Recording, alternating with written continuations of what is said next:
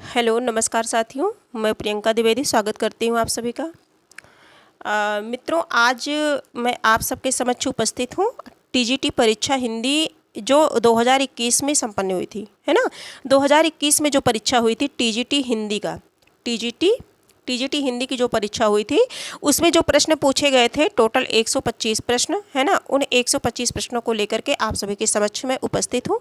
इनमें से कुछ प्रश्नों को आज हम सभी करते हैं, कोशिश करेंगे ज़्यादा से ज़्यादा प्रश्न हो जाएं और इन प्रश्नों को समझते हुए अच्छे से चलना है कि प्रश्न किस तरह से बनते हैं। अभी हाल ही में 2021 में जो पेपर हुआ था उसमें किस तरह से प्रश्न पूछे गए थे, है ना। तो ये उत्तर प्रदेश माध्यमिक शिक्षा सेवा चयन बोर्ड प्रशिक्षित स्नातक शिक्षक चयन परीक्षा सालों पेपर है ये। आगे हम सभी देखते हैं, प्रश्नों को हम सभी करते हैं और बताना चाहूँगी कि ये जो प्रश्न है ये जो है सभी के लिए इम्पॉर्टेंट है, वो चाहे यूपी हो, चाहे बीपीएससी बिहार राज्य के हों, किसी भी राज्य के टीजीटी पीजीटी के लिए ये इम्पॉर्टेंट प्रश्न है।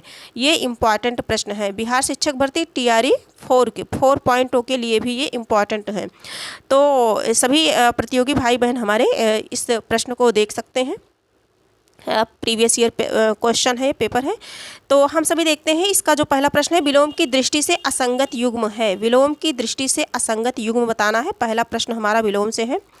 विलोम का मतलब होता है विपरीतार्थक शब्द, सभी परिचित हैं इससे। इसमें हम देखेंगे आगे का विज्ञ, बी है अद्यतन का पुरातन, अद्यतन का पुरातन, सी है विजय अजय विजय, डी है अर्वाचीन नवीन। तो देखिए आगे का विज्ञ होगा, आगे का विज्ञ या प्रज्ञ, है ना, या प्रज्ञ भी हो सकता है। असंगत युग्म बताना है इसमें। और बी हम देख लेते हैं, बी का अद्यतन का पुरातन होगा, है ना। अनद्यतन भी होता है इसका, अनद्यतन, ठीक है, ये भी होता है। अगर ऑप्शन में ये भी होता तो ये भी सही माना जाता है। और अजय का विजय ये भी है। अर्वाचीन का नवीन नहीं होगा, ये हमेशा जो है कन्फ्यूजन के लिए नवीन डाल देता है ना, जिससे प्रतियोगी विद्यार्थी जो है वो जो है कन्फ्यूज होकर के लगा देंगे, लेकिन ये नवीन नहीं होगा। अर्वाचीन का ये ही करेक्ट आंसर होगा, क्योंकि असंगत युग्म पूछा गया है। तो अर्वाचीन का होता है प्राचीन, क्या हो जाएगा, अर्वाचीन का विलोम प्राचीन हो जाएगा। अगला प्रश्न देखते हैं, करेक्ट आंसर इसका डी होगा। और प्रश्न संख्या 2 पे 2 देखते हैं, लौट कर आया हुआ के लिए उपयुक्त एक शब्द होगा। लौट कर आया हुआ के लिए, देखिए व्याकरण से प्रारंभ हुआ है ये पेपर। ऑप्शन ए है आगत, बी है विगत, सी है तथागत और डी है प्रत्यागत। प्रश्न संख्या 2 का करेक्ट आंसर हो जाएगा प्रत्यागत। क्या हो जाएगा, प्रत्यागत हो जाएगा। लौट कर आया हुआ, देखिए आगत का मतलब होता है जो आया हुआ हो, आगत का मतलब होता है जो आया हुआ हो। और विगत का होता है, उसके लिए प्रयोग होता है जो बीत चुका हो, विगत बीत चुका हो, आगत आया हुआ हो। तथागत, हुआ मतलब जैसा आया था वैसा ही चला गया, मतलब वह जो जैसे आया था वैसा ही। तथागत मतलब उसी तरह से, जैसे था वैसे ही, है ना। और प्रत्यागत, प्रत्यागत मतलब लौट कर आया हुआ, है ना, लौट कर आया हुआ। तो लौट कर आया हुआ के लिए ही प्रश्न हमसे किया गया है, तो इसके लिए क्या होगा, प्रत्यागत होगा। आगे हम सभी देखते हैं, कूलंकषा किसका पर्यायवाची शब्द है। कूलंकषा किसका पर्यायवाची शब्द है। ऑप्शन ए है नौका, बी है नदी, सी है बिजली, डी है रात्रि। इसमें बताना है कि किसका है। तो ये जो है नदी का पर्यायवाची शब्द है। किसका है, नदी का पर्यायवाची है। करेक्ट आंसर हमारा बी हो जाएगा, नदी का पर्यायवाची शब्द है। और जैसे सरिता हो गया, अपगा हो गया, तटनी हो गया, तटनी हो गया, तरंगड़ी हो गया, है ना। और नौका का अगर देखना चाहें तो नाव, तरी, तरणी। देखिए तरणी का मतलब होता है नाव। तरणी किसका पर्याय है, नाव का है। नाव तो है ही है, और तरी भी है, तरी भी है, ठीक है। और आगे अगर हम बिजली का भी देख लेते हैं इस समय, विद्युत, चंचला, चपला, दामिनी, कौंधा और तड़ित। तो एक तड़ित है। जो डिफरेंट शब्द हो, थोड़ा सा सुनने में कम आए हों या याद करने पे कम याद होते हों, उन्हीं शब्दों पर हम सभी को विशेष ध्यान देना है। तो तड़ित हो गया। रात्रि का भी देख लेते हैं, है ना। रात्रि का सभी जानते हैं। रजनी हो गया, रात हो गया, रैन हो गया, विभावरी, यामिनी हो गया, निशा हो गया, ये सब रात्रि का हो गया। आगे प्रश्न पे हम चलते हैं। प्रश्न संख्या 4, वीणा पाणी में समास है। वीणा पाणी में समास है, ये सारी क्लासेज हो चुकी हैं, बहुत अच्छे से डिटेल में बता दिया गया है। वीणा पाणी में कौन सा समास है बताइए, आप सभी परिचित हैं। ऑप्शन ए कर्मधारय, बी है तत्पुरुष, सी है बहुब्रीय और डी है द्विगु समास। प्रश्न संख्या 4, वीणा है पाणी में जिसके, है ना, अर्थात कौन है, बहुब्रीय समास हो गया। कौन है? बहुब्रीहि समास, यानी कि वीणा सरस्वती माता के हाथ में होता है ना। आगे देखेंगे प्रश्न संख्या 5 देखेंगे। शुद्ध कला के पारखी कहते हैं उस पारखी, पंक्ति के रचयिता कौन है? पंक्ति के रचयिता कौन है? प्रश्न संख्या 5, इसमें बताना है कि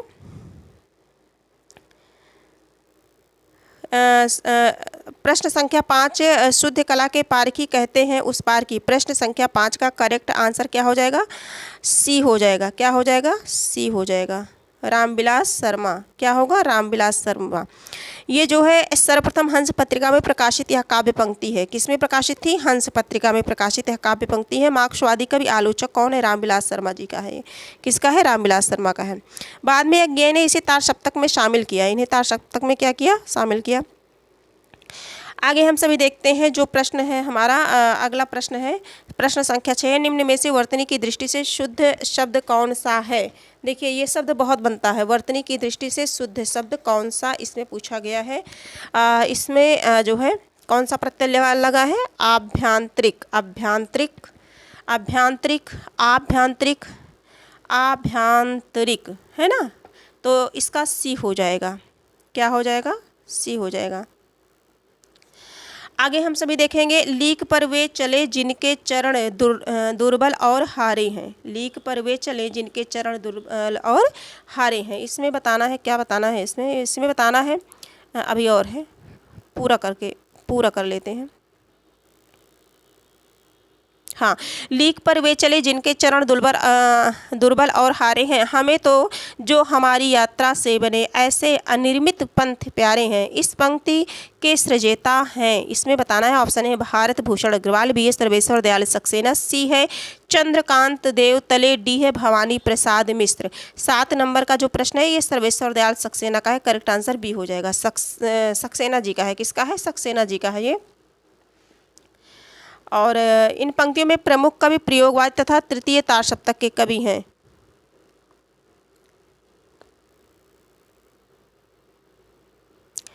आगे हम सभी देखेंगे पार्श्वनाथ रचित चरित के लेखक हैं। पार्श्वनाथ चरित के लेखक हैं। ऑप्शन ए है वीर नंदी, बी है धनंजय, सी है मुनि जिन विजय, डी है वादिराज। डी क्या है? वादिराज है। तो 8 नंबर का जो प्रश्न है ये जो है पार्श्वनाथ चरित के लेखक हैं, इसका वादिराज हो जाएगा। डी, ऑप्शन डी हो जाएगा। वादिराज एक प्रसिद्ध जैन कवि हैं। ये क्या है? एक प्रसिद्ध जैन कवि हैं। और इनका अगर समय देखा जाए तो 10वीं शताब्दी माना जाता है। यशोधर चरित्र और न्याय विनिश्चय विवरण एक ही भाव, है ना, आदि इनकी रचनाएं हैं। और वीर नंदिनी की अगर रचना देखा जाए तो आचार सार चंद्र प्रभा चरित्र, आचार सार चंद्र प्रभा चरित्र, ये किसकी है? वीर नंदिनी की है। आगे हम सभी देखते हैं 9 नंबर का जो प्रश्न है वो देखते हैं। जहाँ वक्रता सर्प के चाल में थी प्रजा में नहीं थी, ना भूपाल में थी। उपयुक्त पंक्तियाँ किस अलंकार के उदाहरण हैं? इसमें अलंकार बताना है। ऑप्शन है अर्थांतरन्यास, बी है परिसंख्या, सी है विभावना, डी है अपुनति। तो 9 नंबर का जो प्रश्न है यहाँ जो है परिसंख्या अलंकार है। कैसा है? परिसंख्या अलंकार है। इसमें देखिए इसमें जो है जहाँ किसी वस्तु का अपने वास्तविक स्थान या सभी स्थान से लोप कर एक कहीं विशिष्ट स्थान पर आरोपित किया जाता है, वहाँ पर जिससे किसी विशेषता का प्रकाश होता है, ठीक है, वहाँ पर कौन सा अलंकार होता है? परिसंख्या अलंकार होता है। जहाँ वक्रता सर्प के चाल में थी प्रजा में नहीं थी, ना भोपाल में थी, ठीक है, तो यहाँ पर परिसंख्या अलंकार है। 10 नंबर का प्रश्न देखेंगे। प्रश्न संख्या 10 देखेंगे। जहाँ राधा आनंद उदित निशिबासर आनंद, तहाँ कहाँ अरविंद है, कहाँ बापुरो चंद। पंक्ति में कौन सा अलंकार है? अलंकार से लगातार 2 प्रश्न हुए, इसमें देखना है। तो इसमें कौन सा अलंकार है? इसमें प्रतीप अलंकार है। कौन सा है? प्रतीप अलंकार है। करेक्ट आंसर इसका बी हो जाएगा। ठीक है, आगे हम सभी देखते हैं ऊट पटांग शब्द में समास है। ऑप्शन ए है बहुब्रीहि, बी है द्वंद्व, सी है द्विगु, डी है तत्पुरुष। ऊट पटांग में समास है, 11 का है। ऊट पटांग शब्द में अलुक तत्पुरुष समास है। कैसा समास है? अलुक तत्पुरुष समास है। हाँ, तो ये तत्पुरुष दिया गया है। करेक्ट आंसर डी हो जाएगा। है ना। मतलब ऊट पटांग का अगर समास विग्रह किया जाए तो ऊट पर टांग, है ना, ऊट पर टांग, बेतुका। आगे हम सभी देखेंगे गुरुवे शब्द का सही संधि विच्छेद होगा। गुरुवे शब्द का सही संधि विच्छेद होगा। तो गुरुवे शब्द का सही संधि विच्छेद अगर देखा जाए तो गुरु प्लस ए, इस किसमें है, किसमें है, ये जो है हाँ डी वाले में है। करेक्ट आंसर हमारा डी हो जाएगा। क्या होगा, डी हो जाएगा। आगे हम सभी देखेंगे अब प्रश्न संख्या 13, जिस समास पद में पूर्व या उत्तर पद की बजाय किसी अन्य अर्थ की प्रधानता होती है उसमें कौन सा जो है समास होता है। ऑप्शन ए है बहुब्रीहि, बी है तत्पुरुष, सी है बेभाव, डी है द्वंद्व। देखिए द्वंद्व समास में दोनों पद प्रधान होते हैं, जैसे माता पिता, माता और पिता। तत्पुरुष समास प्रतिदिन, है ना, प्रथम पद जो होता है वो क्या होता है, अव्यय होता है या उपसर्ग से जुड़ा होता है। अव्ययी समास में, तत्पुरुष नहीं, क्षमा चाहूँगी, अव्ययी समास में, है ना। और इसमें जो है जो बहुब्रीहि समास होता है इसमें तीसरे की प्रधानता होती है। किसकी होती है, इसमें किसी अन्य पुरुष की प्रधानता। जिस समास पद में पूर्व या उत्तर पद की बजाय किसी अन्य, तो करेक्ट आंसर हमारा क्या होगा, तीसरा ही तो होगा, है ना। 13 का क्या होगा, ए होगा। करेक्ट आंसर हमारा ए हो जाएगा। जिस समास में पूर्व पद या उत्तर पद की बजाय किसी अन्य पद की प्रधानता होती है वहाँ बहुब्रीहि ही तो होता है ना। 7 है खंड, जिसमें 7 खंड। आगे हम सभी देखेंगे इसमें जो है कलचुरी राजवंश की 7 नायिकाओं के नक्शिक वर्णन से संबंधित ग्रंथ है। प्रश्न संख्या 14 है। इसमें ऑप्शन में है उक्त व्यक्ति प्रकरण, बी है राउरवेली, सी है कुवलयमाला कथा, डी है वर्ण रत्नाकर। डी क्या है, वर्ण रत्नाकर है। तो इसका जो करेक्ट आंसर हो जाएगा वो हो जाएगा बी, राउरवेल। ठीक है। ये रोड़ा कवि द्वारा 10वीं सदी में रचित चंपू काव्य है। कैसा काव्य है, 10वीं सदी में रचित चंपू काव्य है। आगे हम सभी देखेंगे प्रश्न संख्या 15 है। ज्ञानचंद्र जैन कृत कथाशेष शीर्षक जीवनी किससे संबंधित है। ज्ञानचंद्र जैन, ऑप्शन ए है जैनेन्द्र कुमार, बी है अमृतलाल नागर, सी है यशपाल, डी है उषा प्रियंवदा। कथाशेष शीर्षक जीवनी से संबंधित है, किससे संबंधित है, तो जो ये 15 नंबर का है ये अमृतलाल नागर से है। करेक्ट आंसर बी हो जाएगा। हम लोगों ने प्रैक्टिस सेट में भी इस प्रश्न को किया था। अमृतलाल नागर की है। ठीक है। कथा शेष ये 1999 की है। कब की है, 1999 की है। जीवनीकार ज्ञानचंद्र जैन है और जो संबंधित है ये अमृतलाल नागर से संबंधित है। और आगे हम सभी देखना चाहेंगे कुमुद जैनेन्द्र कुमार यशपाल, हाँ आगे हो गया। आगे हम सभी देखेंगे, अगला प्रश्न देखेंगे, प्रश्न संख्या 16 देखेंगे। अंतःकरण की वृत्तियों के चित्त का नाम कविता है, यह काव्य लक्षण किसने प्रस्तुत किया है। मोस्ट इंपॉर्टेंट क्वेश्चन है। अंतःकरण की वृत्तियों के चित्त का नाम कविता है, यह काव्य लक्षण किसने प्रस्तुत किया है। ऑप्शन है रामचंद्र शुक्ल, बी है श्याम सुंदर दास, सी है महावीर प्रसाद द्विवेदी, डी है हजारी प्रसाद द्विवेदी। तो प्रश्न संख्या जो 16 है, अंतःकरण की वृत्तियों के चित्त का नाम कविता है, किसने कहा है, महावीर प्रसाद द्विवेदी ने। किसका है ये, महावीर प्रसाद द्विवेदी का है। ठीक है। महावीर प्रसाद द्विवेदी किस युग के हैं, द्विवेदी युग के हैं। द्विवेदी जी के बारे में आचार्य रामचंद्र शुक्ल कहते हैं, क्या कथन कहते हैं, इंपॉर्टेंट है। हम पंडित महावीर प्रसाद द्विवेदी को पद्य रचना की एक प्रणाली के रूप में मानते हैं, एक प्रणाली प्रवर्तक के रूप में मानते हैं। आगे देखेंगे हम, अगले प्रश्न को देखेंगे, प्रश्न संख्या 17 देखेंगे। प्रसंग गर्भत्व इनके गद्य की निजी विशेषता है, इनकी भाषा सरल और व्यंजनापूर्ण है, बीच बीच में हास्य और व्यंग्य भी है। यह कथन किसके प्रति है। ऑप्शन है बाबू श्याम सुंदर दास, बी है चंद्रधर शर्मा, सी है आचार्य रामचंद्र शुक्ल, डी है अध्यापक पूर्ण सिंह। तो जो प्रश्न संख्या 17 है इसका करेक्ट आंसर हो जाएगा चंद्रधर शर्मा जी का है। किसका है, चंद्रधर शर्मा। इसमें जो है यह कथन चंद्रधर शर्मा गुलेरी के प्रति है। किसके प्रति है, चंद्रधर शर्मा गुलेरी के प्रति है। फिर से प्रश्न को पढ़ लेते हैं। प्रसंग गर्भत्व तो इनके गद्य की निजी विशेषता है, क्या है, निजी विशेषता है। इनकी भाषा सरल और व्यंजनापूर्ण है, कैसी है, सरल और व्यंजनापूर्ण है, बीच बीच में हास्य और व्यंग्य भी है। यह जो है चंद्रधर शर्मा गुलेरी के प्रति है। प्रश्न संख्या 18 देखते हैं, 18 नंबर के प्रश्नों को देखते हैं। बीती विभावरी जागरी अंबर पनघट में डुबो रही तारा घट उषा नागरी। उपयुक्त पंक्तियों में अलंकार है, इंपॉर्टेंट पंक्ति है ये। अधिकतर परीक्षा में पूछी जाती है। देखिए 2021 में टीजीटी हिंदी परीक्षा में आई भी थी। तो इसमें जो है रूपक अलंकार है, ये सभी परिचित हैं इससे। कौन सा अलंकार है? अंबर पनघट, है ना। तो इसमें जो है अंबर पनघट में डुबो रही बीती विभावरी ऊषा नागरी, इसमें रूपक अलंकार है। प्रश्न संख्या आगे देखेंगे। जहाँ उपमेय में उपमान के रूप में दिखाया जाए वहाँ रूपक अलंकार होता है। यहाँ प्रस्तुत और या उपमेय पर अप्रस्तुत या उपमान का आरोप है, इसीलिए इसमें है। आगे हम सभी देखेंगे प्रश्न संख्या 19 देखेंगे। गणनावाचक शब्द अयुत किसके लिए प्रयुक्त होता है? ये देखिए अयुतम किसके लिए प्रयुक्त होता है? 10 लाख के लिए, 1 लाख के लिए, 5,000 के लिए, 10,000 के लिए, किसके लिए प्रयुक्त होता है? तो जो 19 नंबर का है ये 10,000 के लिए। अयुतम किसके लिए प्रयुक्त होता है? 10,000 के लिए। और लक्षम किसके लिए? लाख के लिए। और न्यूनतम प्रयुक्तम 10 लाख के लिए। आगे हम सभी देखेंगे अगले प्रश्न संख्या 20 पे चलेंगे। मर गया दीपनाथ नामक चर्चित कहानी के लेखक हैं। प्रश्न संख्या 20 है, मर गया दीपनाथ नामक चर्चित कहानी के लेखक हैं। ऑप्शन ए है चंद्र किशोर जायसवाल, बी है रमाकांत श्रीवास्तव, सी है रमणिका गुप्ता, डी है संजीव। इसमें बताना है प्रश्न संख्या 20 में चंद्र किशोर जायसवाल हैं। मर गया दीपनाथ आधुनिक युग के प्रसिद्ध कहानीकार चंद्र किशोर जायसवाल हैं। आगे देखेंगे मैं नहीं माखन खायो हिंगवा घाट में पानी रे, जंग दुखिया दास कबीर, नक बेसर काग ले भागा, तर्पण आघात पुष्प जमीन तथा मर गया दीपनाथ आदि चंद्र किशोर जायसवाल की कहानी संग्रह है।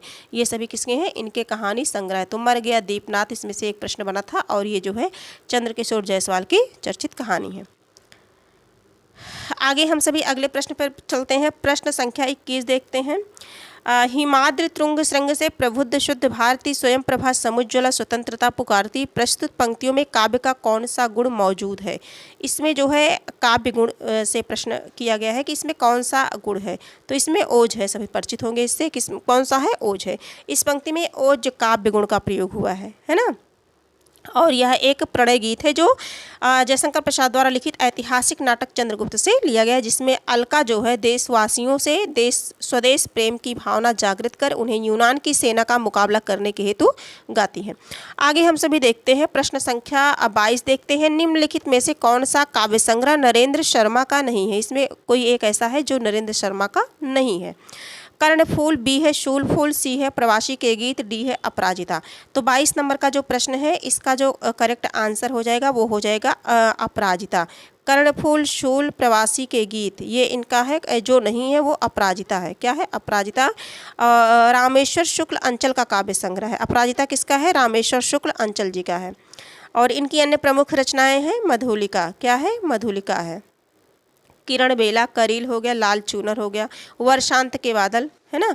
आगे हम सभी देखते हैं बैलगाड़ी में समास है। समास से प्रश्न बन रहा है। प्रश्न संख्या 23 है, बैलगाड़ी में समास है। बैल के लिए गाड़ी, कौन सा समास है इसमें? बैल के लिए गाड़ी। बैलगाड़ी में तत्पुरुष समास है ना।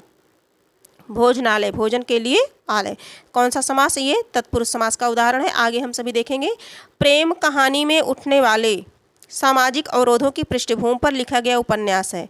प्रश्न संख्या जो है 24, प्रेम कहानी में उठने वाले सामाजिक अवरोधों की पृष्ठभूमि पर लिखा गया उपन्यास है।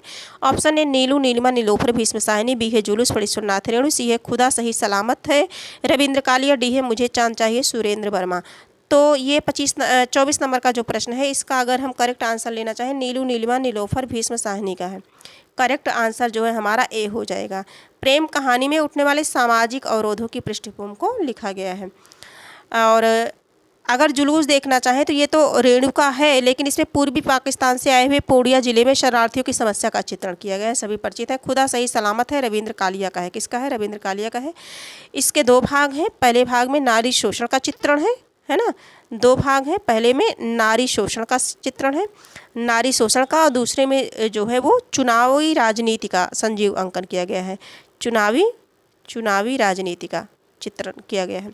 मुझे चांद चाहिए ये सुरेंद्र वर्मा का है। ये अभिनय कला के लिए कलाकार के संघर्ष का गहरे पीड़ाबोध और कलात्मक संयमपूर्ण अंकन किया गया है इसमें। ठीक है, तो इस प्रकार से करेक्ट आंसर हमारा क्या हो जाएगा, नीलू नीलिमा सामाजिक अवरोधों की पृष्ठभूमि पर प्रेम कहानी में उठने वाले ये जो है भीष्म साहनी। आगे हम सभी देखेंगे प्रश्न संख्या 25 देखेंगे। विनय और सोफिया किस प्रसिद्ध उपन्यास के पात्र हैं। विनय और सोफिया, देखिए पात्रों से संबंधित प्रश्न पूछे गए हैं।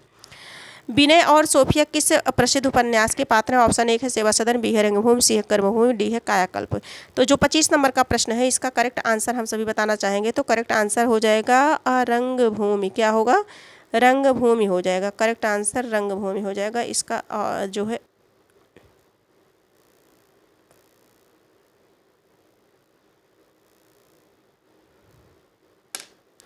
क्षमा चाहूँगी आप सभी से, ये थोड़ा सा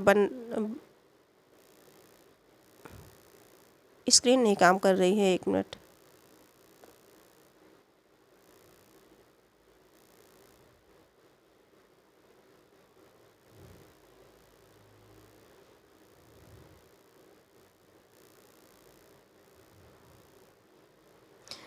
एक मिनट क्षमा चाहती हूँ इसके लिए। ये स्क्रीन इसका जो टच है ये काम नहीं कर रहा है, पता नहीं क्या हो गया अचानक से ये।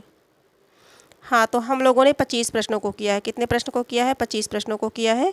25 प्रश्न संख्या जो है 24 कर लिया था हम लोगों ने। प्रश्न संख्या 25 पे पहुँचे थे, है ना। प्रश्न संख्या कौन सा है, 25 नंबर का प्रश्न किधर है, आ जा जल्दी से।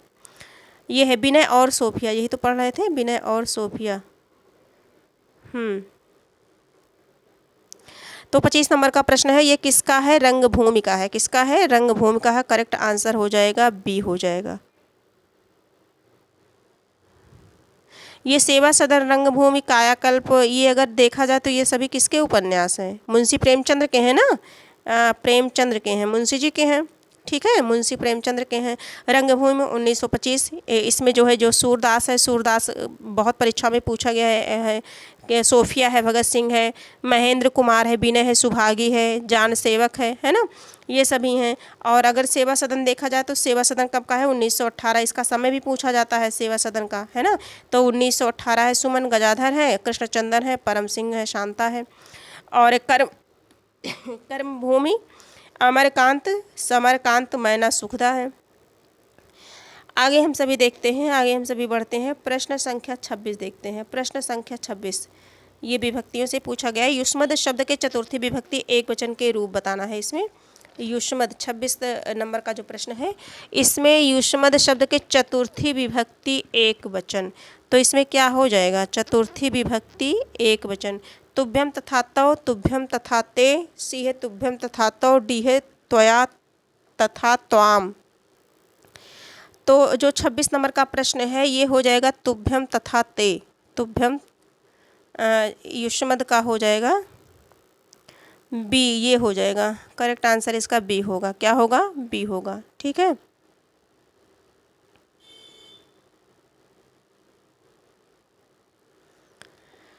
आगे हम सभी देखते हैं। ये होगा चतुर्थी में जो विभक्ति रूप बनेगा तुभ्यम या ते, युवाभ्याम, युवभ्यम, युवाभ्याम, है ना, युवभ्यम। आगे हम देखेंगे इसी तरह से अगला प्रश्न जो है हमारा 27 नंबर का जो प्रश्न है देखेंगे। निम्न में से कौन सा सात्विक अनुभाव नहीं है। सात्विक अनुभाव नहीं है। रोमांच, कंप, विषाद और प्रलय। तो इसमें जो कंप है प्रश्न नहीं क्या है, सात्विक अनुभाव नहीं है। तो सात्विक अनुभाव विषाद नहीं है। विषाद क्या है, संचारी भाव है। क्या है, संचारी भाव है ना। और संचारी भाव की संख्या कितनी है, 33 है। और जबकि सभी अन्य क्या हैं, अनुभाव हैं। भाव का बोध कराने वाले कारण को अनुभाव कहते हैं, है ना। अनुभाव कितने प्रकार के होते हैं, ये 4 होते हैं। अनुभाव के कितने प्रकार हैं, 4 हैं। जैसे कायिक, आंगिक, वाचिक, आहार्य और सात्विक, है ना। अगर सात्विक अनुभाव की बात की जाए तो वो कितने प्रकार के होते हैं, 8 प्रकार होते हैं। सात्विक के कितने भेद हैं, 8 हैं। स्वेद, कंप, रोमांच, स्तंभ, स्वरभंग, अश्रु, वैवर्ण और प्रलय। अगला हम प्रश्न देखते हैं। प्रश्न संख्या 28 देखते हैं। निम्नलिखित में स्त्रीलिंग शब्द है, स्त्रीलिंग बताना है। जवाब, गुलाब, हिसाब और शराब। इसमें स्त्रीलिंग शब्दों को देखना है। तो शराब क्या है, स्त्रीलिंग, शराब क्या है? स्त्रीलिंग है। स्त्रीलिंग शराब है, जबकि जवाब गुलाब तथा हिसाब क्या है? पुल्लिंग शब्द है ना। तो करेक्ट आंसर यही सही है। आगे 28-29 नंबर के प्रश्न को देखते हैं। द्रच्छति शब्द दृश्य धातु के किस लकार, वचन एवं पुरुष का रूप है? द्रच्छति शब्द है ना, लकार से पूछा गया है। तो 29 नंबर का जो करेक्ट आंसर होगा, दृश्य धातु का मतलब होता है जैसे देखना। दृश्य का मतलब क्या होता है? देखना, है ना। तो दृश्य धातु है और द्रच्छति बताना है कि कौन सा लकार है इसमें। इसमें जो है लट लकार प्रथम पुरुष एक वचन, लोट लकार, लंग लकार, लिट लकार है। क्या है? लिट लकार। करेक्ट आंसर इसका क्या होगा? लिट लकार होगा।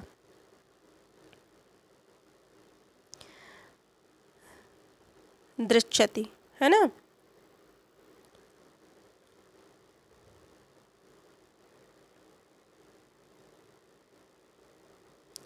आगे हम सभी देखेंगे। अगला प्रश्न देखते हैं, प्रश्न संख्या 30। विधा की दृष्टि से कौन सी रचना अन्य तीन से भिन्न है? विधा की दृष्टि से कौन सी रचना अन्य तीन से क्या है? भिन्न है। मुर्दहिया, मणिकर्णिका, कितनी धूप में कितनी बार, वटवृक्ष की छाया में। इसमें विधा की दृष्टि से प्रश्न बहुत अच्छे लेवल का बना था। इसमें देखना है, इसका जो 30 नंबर का करेक्ट आंसर होगा, वटवृक्ष की छाया में। वटवृक्ष की छाया में क्या है? ये जीवनी है। बाकी ये सभी क्या है? मुर्दहिया और ये सभी क्या है? आत्मकथा है ना। और ये वटवृक्ष की छाया में क्या है? जीवनी है, कुमुद नागर है ना। और ये आत्मकथा तुलसी राम की है ना। मणिकर्णिका आत्मकथा तुलसी राम की है। और ये कितनी धूप में कितनी बार, ये तो महीप सिंह है। ठीक है, आगे हम सभी देखते हैं। आज जो है 30 प्रश्नों को करते हैं, इसके बाद अगली क्लास में हम फिर मिलेंगे। आज बस 30 प्रश्नों को ही हम लोग सॉल्व करते हैं। ये इसमें 125 प्रश्न जो हैं ये पूरे सॉल्व कराए जाएंगे, है ना। 125 प्रश्न हैं। तो आज हम लोगों ने कितने प्रश्न किए? 30 प्रश्नों को किया। फिर बाकी अगली क्लास में करेंगे। आज की क्लास यहीं तक है। अगर ये क्लास आपको उपयोगी लगी हो तो आप इसे लाइक, सब्सक्राइब और शेयर कर दीजिए अपने कुछ मित्रों के साथ।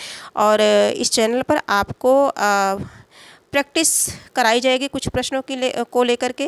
थोड़ा सा तबीयत स्वास्थ्य ठीक ना होने के कारण जो है 30 ही प्रश्न हो पाए हैं, है ना। फिर हम मिलेंगे नई ऊर्जा, नई एनर्जी के साथ मिलेंगे और नए प्रश्नों के साथ, अच्छे प्रश्नों के साथ मिलेंगे। अभी तो ये 125 नंबर का ये पूरा कराना है। पूरा ये वाली प्रैक्टिस सेट हम सभी पूरी करेंगे, है ना। 2021 में पूछा गया टीजीटी का पेपर है ये, तो इसे पूरा डिटेल में जो है हम सभी करेंगे, हल करेंगे।